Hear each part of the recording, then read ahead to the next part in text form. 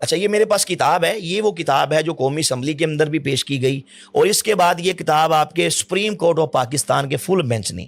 قادیانیوں کے خلاف کفر کا جو فیصلہ دیا 1993 SCMR ظہیر الدین بنام سرکار 1718، اس میں یہ بک پیش کی گئی کہ قادیانی کلمے کے اندر محمد سے مراد کس کو لیتے ہیں۔ میں بڑی اہم بات پیش کرنے جا رہا ہوں، یہ میرے پاس اس عنوان سے پرنٹ ہوئی ہے، ریویو آف ریلیجنز، اور یہ اصل میں اندر اس کے بک ہے، اس کا نام ہے کلمۃ الفصل، ٹھیک ہے۔ اس کے اندر پیج نمبر ہے 158، اس میں مرزا قادیانی کا نام نہاد بیٹا مرزا بشیر احمد اس نے اس کو لکھا، اور یہ قادیان سے پرنٹ ہوئی۔ اس نے کہا، کہتا ہے کہ اللہ تعالیٰ کا وعدہ تھا کہ وہ دنیا میں ایک دفعہ اور دنیا میں پھر سے دنیا میں دوبارہ خاتم النبیین صلی اللہ علیہ وآلہ وسلم کو مبعوث کرے گا، نعوذ باللہ۔ کہتا ہے پس مسیح موعود مرزا قادیانی خود محمد رسول اللہ ہے جو اشاعت اسلام کے لیے دنیا میں دوبارہ تشریف لے آئے۔ کہتا ہے اس لیے قادیانیوں، نعوذ باللہ، اس کا مفہوم یہ کہ جو اب کلمے کے اندر محمد سے مراد کہتا ہے مرزا قادیانی ہے، چونکہ اس نے خود کو محمد کہا اس لیے اس نے کہا جو میرے ساتھی ہیں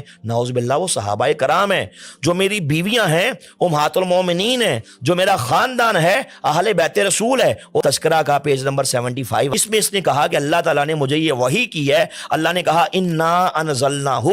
قریبا من القادیان، کہ ہم نے قرآن پاک کو قادیان کے قریب اتارا ہے، نازل کیا ہے۔ تو جن کے یہ قائد ہوں معاذ اللہ، ایسے لوگ مسلمان نہیں ہو سکتے۔ قومی اسمبلی کا فیصلہ بالکل درست تھا ان کے بارے میں۔